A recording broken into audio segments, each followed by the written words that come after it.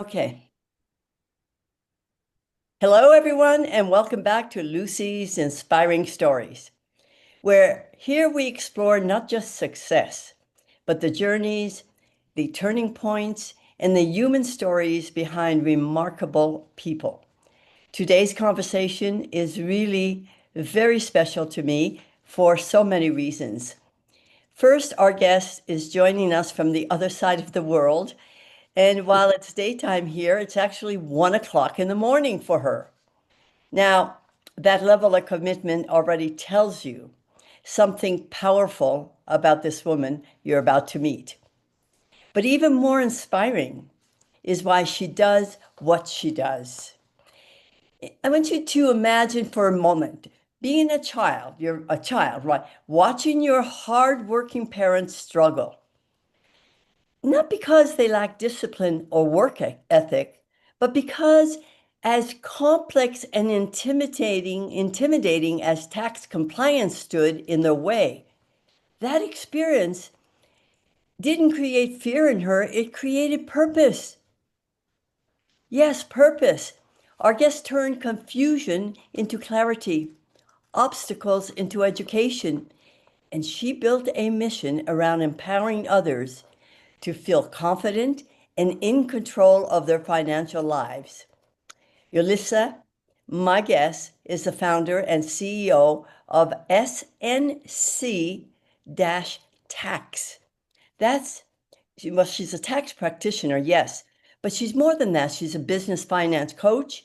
And something I absolutely love about her creative mind. She connects faith, spoken word, and business learning all in a way you probably have never seen before. So, for everyone listening here, if you find yourself resonating with Ulissa's work or perhaps her philosophy, we'll share ways you can connect with her and learn from her throughout this conversation. So, without further ado, please join me in welcoming my incredible, inspiring, deeply purpose-driven Yolisa Molefe. How are you, Yolisa? Thank you very much, Lucy. Thank you. I'm great. I'm great, especially now that I'm talking to you. I'm excited to be here, Good even at morning. I should say midnight. good morning to you, right? Yes, Oh my it God. is. Thank you so much for being with us because I know that it isn't easy to stay dressed all night and then be cheerful at 1 o'clock in the morning. But we are so grateful that you are here. So let's get right down to to what we want to learn about you. When you think back to watching your parents navigate tax and compliance challenges, what did that experience feel like for you at that time? And when did you kind of realize that it would shape your life's work? Actually, when I was at university doing second year at Mhm. university, that's when I came across the subject of tax. And then that's when then I watched closely and I was able to see, hey, my parents are struggling with this. Not just my parents, but The whole and world. most of most of the people, Yeah. that I knew, especially the older people, they really and for South Africa it's quite different because of apartheid, anything that's related to government at that time Mm. was not for a certain race. So they didn't even identify with tax, although they were paying the tax. So I realized, I was so excited when I learned the subject. Then the first people I did tax for were my parents, Your of tax. So course. you became their tax person, right? Yes, definitely. So many people, and I want to say, I'm certainly one of them. So many people like me experience tax and finances as, I don't know, stress, certainly pressure, and even I want to avoid it. Avoidance is a big thing. So why do you Mm. think money and compliance trigger so much emotion in people? I think something you don't understand, Hmm. you want to run away from it. Yeah. You don't want to engage with it fully if you don't understand it. So Mm. I think, which is why my mission is always to just simplify it, put it where everyone, like you've got on your cups all uh, your faith messages. Why don't you have your text messages there so that, you know, so that everyone, it can be an everyday conversation because it affects everyone. I always say it affects people from whether you are a year old and are gonna do an advert and get paid, or you 100-year old and you're still earning from your rental properties and all other things. Everyone, it affects everyone. So it's more about the fact that we don't know much about it, and therefore you just run away from it.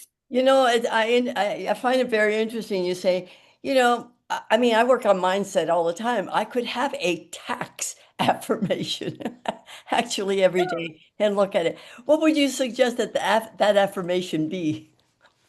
Actually, I've done a few cups before Have you? with text messages, and one of them is a simple thing like explaining what a refund is, a tax refund. A refund, the word refund means you gave something, now you're gonna get some of it back. Right. So you just, because people don't understand the tax landscape, you see people who have not paid tax expecting to get a refund. You Oh, can't get a refund if you when haven't you have paid into not it. paid tax. Yeah, You know? that's Yeah, so funny. those are the kinds of things that I want to put out there. It's just the simple things, small things. Like, for instance, even that refund. I've got something that says, it's like it's your money. Then why are you so excited? Because Right. it was your money to start with. Right, You know? exactly. Oh, I have to, I really have to just kind of smile when you say some people expect tax refunds when they don't even they don't even pay their taxes. Oh, that is very funny. I mean, I thought I was bad, but not that bad. Yeah. Oh my God.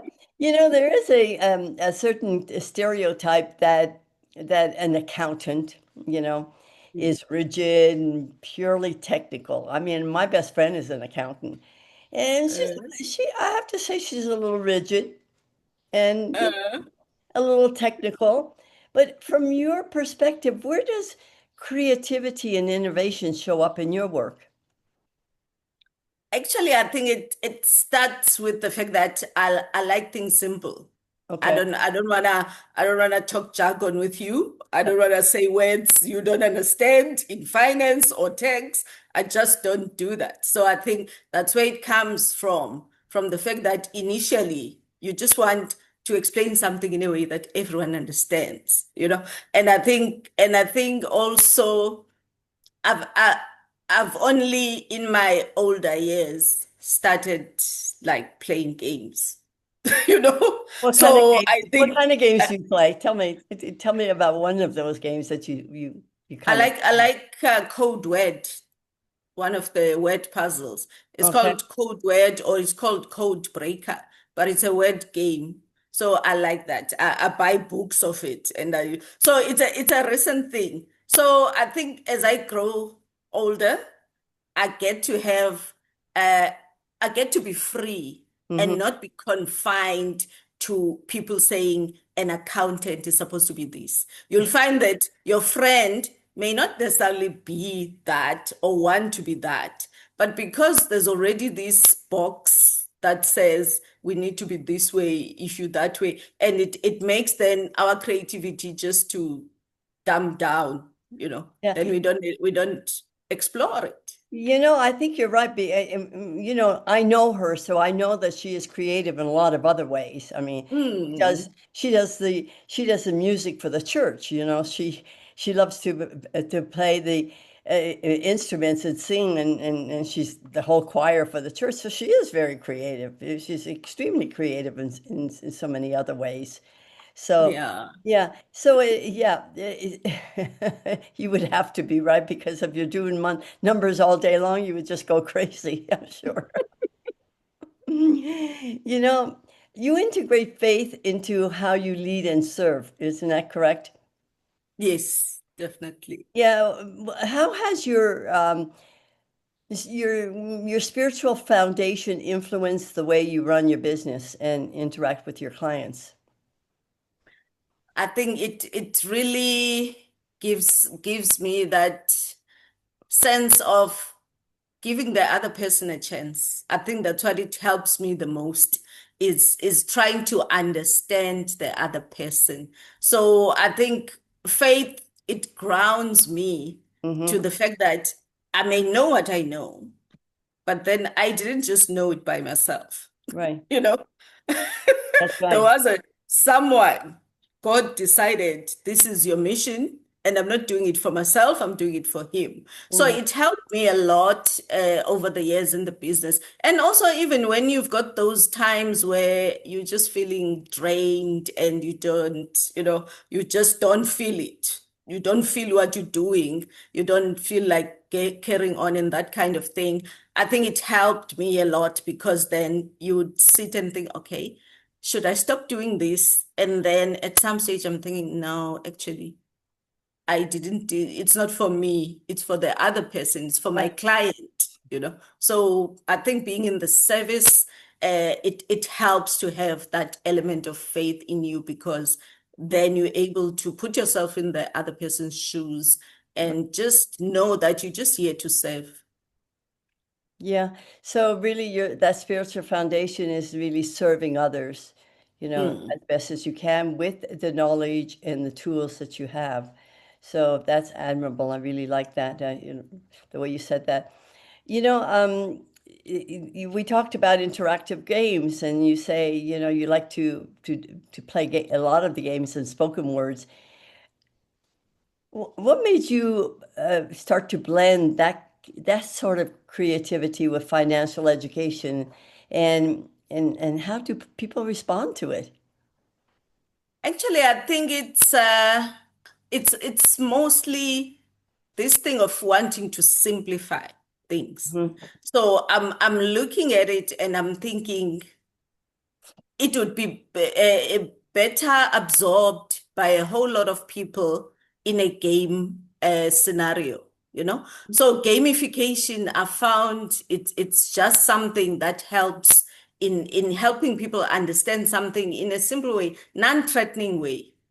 Right. So that's what I try to do. I try to put information in like I create a crossword puzzle with finance in it so that you understand the simple terms And like and the ones also that takes your mind away Mm. from it actually takes your mind away from the grind and the grit of what you're doing. Because I mean it's a serious topic, Yes. but then still, if I can just learn it without realizing, then that serves the person well, that they can learn it without realizing. So yeah, I'm exploring that space a whole lot now, but we'll Do you see. think other accountants are doing that too? Or, I mean, this is probably something that, you're known for and you're popular for. I mean, my accountant doesn't do that. My accountant just wants me to put out those numbers and get those numbers to him, and it's all work and hard work. And you know, and as you know, April 15th is our date, and of course, I'm waiting Yeah, I'm waiting till the definitely. last minute to get all that stuff to him. I just don't like having to do that, but I think most some of the accountants do creative stuff these Mhm. days. I think, as I say, we've become more open and come out to be ourselves Yeah, more than to be confined by what everyone thinks we should have been. I yeah, always say I'm one of those who may not be fitting the description yeah. of what an accountant is. And I've always seen myself as someone who does not conform. I mean, I don't have to conform to many things. Some you do, some you don't. But then my character, I always say I'm an accountant and a tax practitioner by practice. I did that, I learned that, but my character may not fall into that, which when you do those HR colors, that you're supposed to be a blue and Yeah. that, because I'm not that structured, and people get so surprised and so bewildered when I tell them, but then that's the beauty of leadership. Right. You're able to surround yourself with people who've got the skill you don't have, Right. you know. And So I you don't have to have all the skills myself. no, you don't. You don't. And from what I know from you, you lead from kindness because you've said life can be tough, so kindness is really important. Um, how important is empathy when dealing with people's finances and their business struggle? I mean, it's got to It, be. it's very important. Hmm. It's very important because I mean, the minute someone opens up their bank account to you, Right. that is very private. So Right. they feel, naked in front of you. And now what do you do then? You scare them with the way you're gonna react to whatever you find Hmm. in those books. For example, yeah, there's a small thing of especially for very small businesses, you find them mixing personal and business in one bank account. Hmm. And I'm always saying, they're afraid the accountant is going to say, why do you use the business money for personal? And I'm like, no, you don't. I don't come and tell you not to use business money for personal. What I come and tell you, record it Ah, so that you know how much you're taking from this business. Because at the end of the day, especially very small businesses, they are meant for survival. right. They are your salary because you don't get paid anywhere else. So, but you must know how much you're getting from this business. So that's the most important. Record everything and record it as it's personal. So people will run away. So I'm saying don't run away. Just tell me everything. If it's personal, it's personal. You don't have to tell me why you had to take personal from business. Right. Just write it personal. So I understand that actually this much is how much you take from the business, because that could help you when you need to get a bank loan for personal or anything else for personal, that it's clear you are getting money somewhere. Huh. Well, at least I'm doing that. So I'm happy about that. I do write everything down that I take, I do. And I Yeah, don't, I don't know when I started doing that, but I thought for sure it must have been instinctual because I thought it was important to do that because, it because is. that shows me where the money's going, right? Yeah, That's true. exactly. That's true. Wow. Does solving problems energize you? A lot. I'm a problem solver. I was talking to someone today and I'm saying to them, I've worked in many companies before I was in business full time. And what would happen after 18 months, I know exactly how to do the job. Now it's routine. Hmm. There's no longer any problem solving. Then I would be like, okay, now it's time to move on. So that's been my life. So in practice now, yeah, it's a challenging environment. So I'm happy because I'm always faced with challenges. Can you tell us of maybe a moment where you helped someone move from maybe confusion to some clarity? Yes, I've had this. I get a lot of clients that for tax they will always come when there's a crisis. Right. That's the unfortunate part. So a person would come when there's a crisis, and I had this client, and he had this big debt. So I walked through with him what we would do and everything we would do. And then clients sometimes don't trust you initially. And then he decides, okay, no, I'm going to do it in another way and this and that. And then, okay, I back off a bit because I mean, you can't force anyone to No. do anything. You have to take the person with you because if they're not in agreement, then things are not going to work out the way they're supposed to. The Right. information they give you will not be the full information, and whatever work you try to do for them will fail Won't work. because then it won't be the right one. Mhm. So I let him go. And then after a few months, he comes back and he still has exactly the same problem he had. And, The has problem tried didn't other go ways, away. has tried other ways. So I take it on, I help him with it. And also, when I help someone, I make sure that you understand. I think that's the most important. Understand what happened. You may not know how we're solving it, but then at least understand what happened and Right. what you can do going forward. So I was able then to take him through that process. And I think trust is always the one issue that keeps our work and Yeah. makes it not to be what we want it to be. So you need to build that trust. So build the trust with them, and then we end up solving the problem, and then we put new processes in place. Hopefully, they adhere to it. That's the thing we can't control. Yeah, you could take the horse to the water, but you can't make the horse drink. Yeah. Yeah, definitely. We can't. So that's an everyday thing for us Mhm. because yeah, we mostly service ad hoc clients. So which means we've got a lot of just new clients almost every week or something like that. Because people always come when they are in crisis. Right. So you must be really busy around this time of year. Yes, yes, we are. Your nonprofit work around financial literacy and internship is it's very meaningful. What impact are you hoping to create through your SNC-NPO? Through that NPO, we hoping to roll out mostly the financial literacy game. There's an interesting financial literacy game or budgeting game that we were fortunate enough to get from the Bank of America.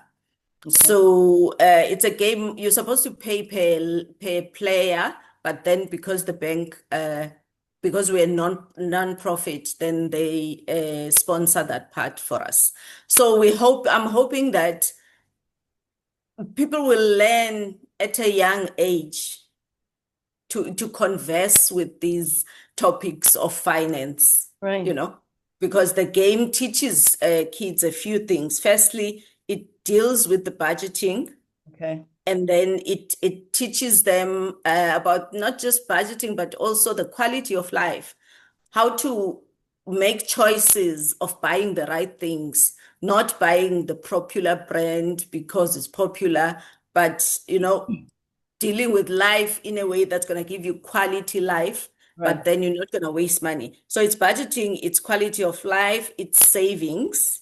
So it also teaches them how to save. So I think those are the three major topics. And also all of them then will give you a credit score at the end of it. So, and then there's explanations and lessons about each topic, Yeah. and I like it because it's based on everyday life. It gives them life scenarios. Then they make decisions every day Right. based on that. So my legacy, I hope it's going to be that people are going to be financially literate and empowered to make the right decisions. So important. People, it is so it's probably the thing that causes the most divorces for one thing, money and how to use it properly and it can just really destroy people's lives. And it's all because for the most part lack of education. Mm, So it's a wonderful thing that's what you're true. doing. Yolisa, for someone watching right now who Mm. might be struggling with tax and compliance or even financial clarity, what's the best way for them to reach you and learn more Mm. about your work? You can reach us on our website, which is www.snc, S for sugar, N for Nelly, C for Kerry, TAX for tax.co.za. We're also on LinkedIn and on Facebook. Okay. SNC-TAX ZA on Facebook. So that's SNC-TAX TAX ZA on ZA. Facebook. What is Yeah. that? What's ZA? ZA is South Africa. Okay. It's a Z. So ZZA of ZA. Yes. The Americans would say. Yes. Okay. Yeah. But on LinkedIn we SNC-TAX. Okay. Just Just SNC-TAX. SNC-TAX and they can find you there. Yeah. Or else they can find me on LinkedIn. Okay. Yolisa Molefe. They can Okay. find me there. Okay. So, good. Thank you. So you describe yourself as a lifelong learner, and I do too. In a world that's constantly changing, what role does Mm. continuous learning play in staying confident and relevant? Yeah, it's worked a lot for me because over the years, as I say, I've worked in different companies Mhm. and I've always targeted different industries for a reason that I'm always looking for that challenge and that excitement. Yeah. So wherever I go in each industry, I would be there to learn because the excitement is going to be in what I don't know, Mhm. not in what I know. I know finance, I know how to do it, I know everything there. So what else do I not know? So Right. I keep trying to improve myself just with learning anything. Like for the past 3 years now, I'm on AI learning there and doing whatever I can do on those things, you Right. know? And also for the past 3 years, I've been doing my master's in law, taxation. Wow. And it was such an exciting one because then in the first year, it was a coursework. So I would be in class with lawyers, and I like being the one who doesn't know anything. It's a nice position to be It in. is, yeah. Look, You can be a sitting sponge. there, yeah, sitting there listening to people who know, Yeah. Yeah. So yeah, it gives me a lot of excitement. I don't know why to just be in the position of not knowing and trying to find out. It's like kids with curiosity, you know? You always have to Yeah. that mind of being just like a kid, being curious, you know. I mean, that's the way that one grows. Otherwise, if you think you know everything, you don't really Mhm. know it. How could you possibly know everything? I mean, no way. Yeah. Nobody knows Nobody, everything. nobody Yeah. knows everything. But others know better than others. Right. For someone who's feeling overwhelmed by compliance, finances, and not being good with numbers, what would you want them to hear today from you? I want you to know that no, it's not gonna be an easy thing, but you need to have the heart that wants to learn something. So if you know you're struggling with numbers and compliance and all of that, it's either you open yourself up to learning, Right. or else, even better, you can also find someone else to help you. Because as I say, for myself, I'm Hmm. in the accounting and tech space. I may not be structured, but then I have to find someone who's structured to help me with Right. whatever needs structure. So I think asking someone else for help as well is part of you filling in those gaps that you don't have time to learn about, maybe at some stage. But I think just on the basic level, I would still say just familiarize yourself with all the words in uh, whatever topic you want to learn about. If you Right. want to learn about tax, try and just find the tax words, The, the What do real they words that mean? go with anything that has to do with tax, right? Yeah, what does it mean? You Right. know? So for everyone who wants to connect with Yolisa, please explore SNC slash or hyphen tax, TAX, or learn about the incredible work happening through her SNC NPO. You'll find all her links. She's on, like she mentioned, LinkedIn. You'll find, so if You type in Yolisa Yolisa Molefe. on LinkedIn. You can explore her work on tax. You can visit her snctax.co.za to learn Yeah, how SNC Tax simplifies financial and compliance challenges. And if you're interested in financial literacy and youth empowerment, then please explore her SNC NPO initiatives. Yolisa, yeah, I really want to acknowledge you, not just for your expertise, but for your mm, heart, your generosity, and your willingness to show up for this conversation at 1 o'clock in the morning. Really. What stands out most for me is that your work isn't really about tax and numbers. It's about freedom, isn't it? It's about definitely. it's about helping You've got it. people feel capable rather than intimidated. So, for everyone Mm, listening here, there's such a powerful reminder in your story. Knowledge can either feel like a burden or it can become mm, liberation. definitely. I agree.